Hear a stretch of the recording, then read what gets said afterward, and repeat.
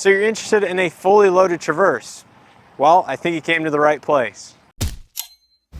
Hey guys, welcome back to the video. Today I have the 2023 Chevy Traverse High Country, and this is the highest trim level of the Traverse lineup. So there are no option packages here on the High Country. It's a pretty easy choice if you want a High Country. You basically just choose your color, interior, and exterior, and you're good to go. So if you follow me here on the channel, then you guys will know that this is my third video on a 2023 Chevy Traverse. I've done the 3LT or the LT leather package, and I've also done the base LS trim level. So this time we're going all the way up, the most expensive Traverse you can buy. And I know this is my second video featuring the new sterling gray exterior color. Trust me, I want to show you guys different exterior colors as well, but basically with the inventory right now, I basically have to show you what I have access to, and today that is the sterling gray once again. So this current generation Chevy Traverse has been around since the 2018 model year, so yes, I would say it's getting a little bit long in the tooth, and it definitely shows that more on the interior rather than the exterior, as Chevy did a refresh for the 2022 model year, which definitely gave the exterior design some new life, and I think it looks a lot better than the pre-refresh. And because Chevy just did this refresh, there weren't many changes for the 23 model year, basically 2 new exterior colors replacing 2 others, and that's about it. And I don't have the increase in pricing for this model year for the High Country on hand, but I'll go ahead and have that information down in the description below. So if you're curious how much it went up for the 23 model year here on the High Country, make sure to check out the description. But with all that information in mind, let's go ahead and take a look at the 2023 Chevy Traverse High Country and see what it has to offer for around that $55,000 price point. So the Traverse High Country in front of us has the sterling gray metallic exterior color, which is new for 2023, and the jet black / clove interior. Now this gray is very nice. Now that the sun has come out, you can see the metallic flake in the paint. Overall, I think the shade and tone of the gray is excellent, and it's definitely one of my favorite grays on the market. Kind of sits just below darker than a silver, but it's definitely very lighter than some of the dark grays on the market. But this is a new refresh front end for the 2022 model year. This carries over. So you have your LED daytime ring lights and turn signals up top, with your LED projector headlights down below, with some more LED accent lighting and some chrome trim. You have your unique High Country front grille with chrome, gold bow tie, and the rose gold accent color in the middle. Overall, it definitely gives it a very premium front end, and I definitely like the rose gold accents. Now, as with the Premier as well as the High Country trim, you get body color plastics around the lower portion of the vehicle. Again, I think this lends it well to a premium looking SUV with the body color cladding. Now coming over to your wheels and tires, these are your unique 20-inch alloy wheels for the High Country. They are a machine finish with a dark gray accent. It kind of matches the gray paint color, to be honest, the accent gray. But they are wrapped in 255/55 Continental Cross Contact LX20 tires, so just a nice all-season. The same rubber found on some of the other Traverses. You have a chrome High Country badge on each front door. Body color mirror caps with LED indicator lights. The camera for the 360 camera system. Auto dimming driver's side and interior rear view mirror. Blind spot detection. Proximity entry on all 4 door handles, with more chrome accents on the side of the vehicle around the windows, lower portion of the doors, as well as the cross rails up top. Coming to the back, you'll find more of your LED lighting with the tail lights. I really do like this design of taillight. It gives it a nice aggressive look. Chrome accents in between them with the gold bow tie. Dual outlet exhaust, and this one is all-wheel drive, so you have an all-wheel drive badge. Overall, I think the Traverse still looks very nice. I think the refresh definitely did it some benefit in terms of exterior design. Definitely kept the exterior competitive. Now, once we get to the interior, I think that's where a lot of people kind of change their mind about this car. But again, it's still a very nice vehicle. It's just, again, this generation is getting a little bit older. We'll go ahead and step on the interior, check it out. The black and clove interior, I think the clove is the accent color. The door panel is very nice here on the High Country. It has a ton of soft touch material, so entirely soft touch upper panel with some suede accents. Power windows, mirrors, locks, power folding mirrors. 2-person memory seat with some of that accent trim. Bose premium audio system, power liftgate. There's your Chevrolet aluminum door sill plate. Power driver's seat with 2-way power lumbar. And this leather is very soft overall, but you can see in the perforations here, the accent color. High Country stitch headrests. The dash has some of this accent stitching as well, but it is entirely soft touch. Step inside. Go ahead and start it up. So you can see you're immediately greeted to the partially digital gauge cluster. I believe this is 7 inches in size. Shows your speedometer and speed in the middle, as well as some of your other configurable displays. Has your oil temp on the left, your voltage on the right, and the tachometer, the coolant temp, as well as the fuel gauge are all analog gauges.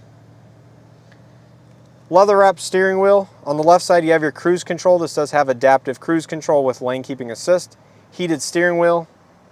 The right has your controls for that gauge cluster, as well as your voice command and Bluetooth phone settings. Automatic LED headlights with high beam assist. Rain sensing wipers.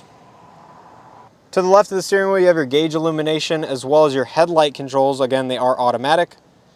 Power tilt telescoping steering wheel. So that is a nice premium touch. Coming over to the infotainment system, this is your 8-inch HD color touchscreen display. Has built-in navigation, wireless Android Auto, wireless Apple CarPlay. Overall, a very easy system to use. You can see your camera views here for that 360-degree system. I'll go ahead and close the driver's door so you guys can see it. This is HD resolution. Has a ton of different displays, front, rear, sides, all the good stuff that you'd expect with a 360-degree system. Tri-zone automatic climate control, so it has one zone for the rear that you can control here on the screen as well. Wi-Fi hotspot built in with that 4G LTE connection. And again, all the usual stuff you'll find on many vehicles these days. Sirius XM, AM, FM radio, USB, Bluetooth, all that good stuff. And one of the things I think that's cool about this generation is it has a little storage cubby behind it there. It's kind of hidden, it's kind of neat. You don't see that on any other vehicle. Below the screen you do have some hard touch buttons for it. Heated and ventilated front seats with your dual zone automatic climate control up front. I do like how it's laid out. It's all physical controls. It's definitely nice to have that, and refreshing in today's world to have physical buttons. You have your wireless phone charger below all that. 2 USB-A ports and auxiliary, as well as your SD card slot for the built-in navigation. 12-volt outlet. Gear shifter, leather wrapped, leather stitch boot. Everything's pretty nice there. 2 cup holders. Here's your proximity key fob. Just a standard one found on many GM vehicles. Remote start on the key fob. Electronic parking brake, lane keeping assist, stop start on and off, as well as your 4-wheel drive and mode selection. This one does have a tow haul mode as well as an off-road mode, so you guys can toggle that here by this gear selection. Overall, very easy to use. The center armrest is nice soft touch with accent colored stitching. Nothing inside, but it does have a light so you guys can see at night what's in there. Headliner is nice and black. There's some LED lighting. Digital camera mirror, so you can flip it back there if you don't want to see the mirror. It has a lot of adjustments, including zoom, how bright it is, all that stuff on there. OnStar, interior LED illumination. You have your power sunroof controls with power second row shade up top, as well as your 3 garage home link settings. So that controls the second row shade. It is not one touch, unfortunately, so you have to hold it down. And here's your front sunroof, just a nice standard single pane sunroof that retracts. It is worth noting that the High Country only comes in the 7-passenger bucket seat configuration, but you can see in the second row most of the materials on the doors are going to follow through, including the suede accents. Adjustable and reclinable second row seats. You can see have all the same materials and accent as the front. Each seat has its armrest. Dual mat pockets on both the front seats. You have heated second row seats with your automatic zone back here for the climate. 2 USB charging ports, a 120 outlet.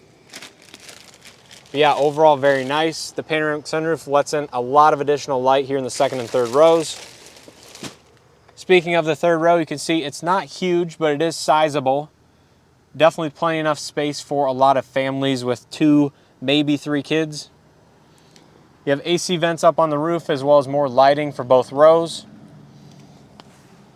USB charge ports, they are USB-A's for the third row seat, as well as cup holder on either side. Overall, just a nice standard second row interior with a couple nice upgrades.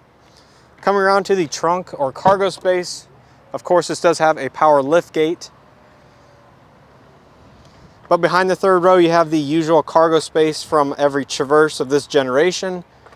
You do have power folding third row seats, which is a nice extra benefit for the high country. But other than that, pretty standard issue stuff. You have some speakers for that Bose premium audio system, a 12-volt outlet, and lots of additional cargo space below the floor. And the floor does automatically sit like that as long as nothing is on top of it to push it down. And your spare tire is located below this in the trunk area. So we'll go ahead and wrap it up here on the passenger side. Now it is worth noting that only this side has the, I guess, slide forward seat with the one touch for easier access to the third row. That's something I still would have liked them to implement it on the driver's side as well, because I think a lot of people use both sides of the vehicle. But here on the front, you'll find the same power adjustments on the seat as the driver's side. So two-way power lumbar with all your other power adjustments. There's some more suede accents on the dash panel. Damped glove box, no illumination that I can see. But yeah, overall, just a nice Traverse with a lot of material upgrades.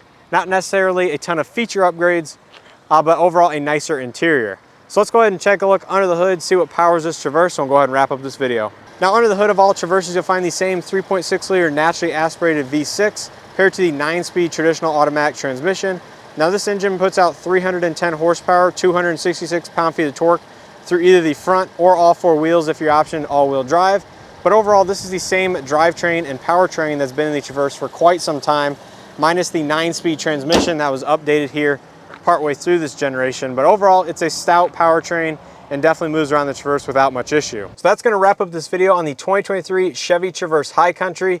Now, I don't wanna make this outro too long, but overall, if you have seen some of my videos here on the channel of some of the competing vehicles, AKA the Hyundai Palisade, then you will know that that vehicle is extremely popular and for good reason. When you compare the Traverse High Country to the Palisade Limited, or in some cases even the SEL Premium package, you get more options on the Palisade than you do with the Traverse for quite a bit less money. So I'm just gonna leave it at that. That is the way it is with this marketplace. Now the Traverse remains a very nice driving vehicle. I think the interior is competitive. Now, is it class leading? Obviously, I don't think so. And I wouldn't exclude it if you're looking for a 3-row family crossover. However, I think it's just hard to argue with the value of the Palisade and also the Kia Telluride. So if you guys liked this video or found it helpful, please hit that like button below. It greatly helps out these videos and the channel. Now leave a comment down below if you happen to own this generation Traverse or are considering purchasing one. Let me know what you think of the value and how the reliability has been if you own one. I'd love to hear it. I enjoy engaging with you guys, so make sure to leave a comment. And if you guys are new to the channel and not subscribed, make sure to hit that subscribe button and check out some of their content available. I have 2 other videos on the 2023 Traverse, as well as 3 videos on different Hyundai Palisades, which all compete in the same class of vehicle. So make sure to check those out if you guys are interested in that. And I have a bunch of other automotive related content as well. So with all that being said, let me know down in the comment section below what you think of the Chevy Traverse High Country. And as always, I hope to see you guys in the next one.